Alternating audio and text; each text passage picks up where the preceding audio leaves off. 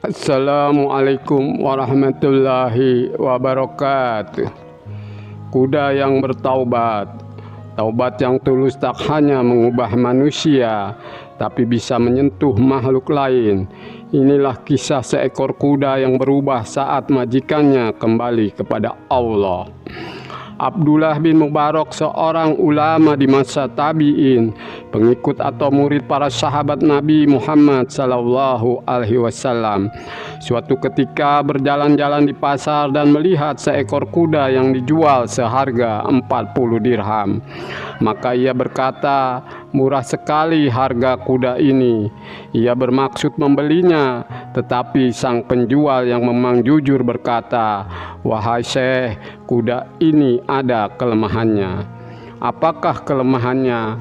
"Kuda ini tidak bisa dipacu, bahkan ia berhenti saat dikejar musuh sehingga terkejar atau tertangkap, dan ia selalu meringkik ketika disuruh diam." "Kalau begitu harganya terlalu mahal," kata Ibnu Mubarak, dan ia batal membelinya. Suatu ketika Abdullah bin Mubarak melihat salah satu muridnya mengendarai kuda itu. Bahkan ia melihatnya terjun pada salah satu pertempuran dengan mengendarainya. Tentu saja hal itu membuatnya bertanya-tanya atas kebenaran informasi yang diberikan sang penjual tentang kelemahan kuda tersebut.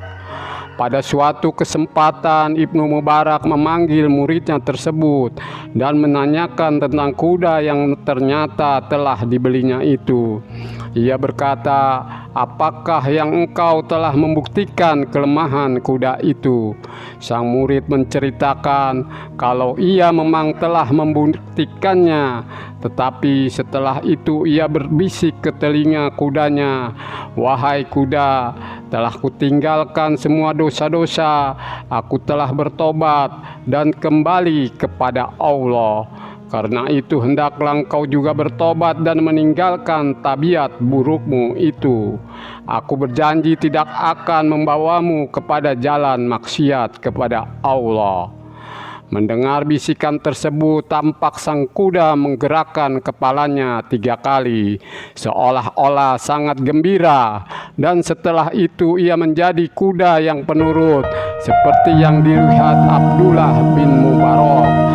Kemudian sang murid mengetahui bahwa pemilik kuda itu sebelumnya adalah seorang kafir yang lalim. Karena itu sang kuda sering mengutuknya dan sering menjatuhkannya dari punggungnya.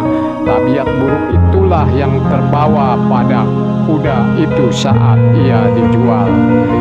Jika kuda pun bisa bertobat, apalah daya hati yang ingkar tetap keras. Mari kembali padanya. Kita dekat karena setiap jiwa berhak atas cahaya yang ikhlas.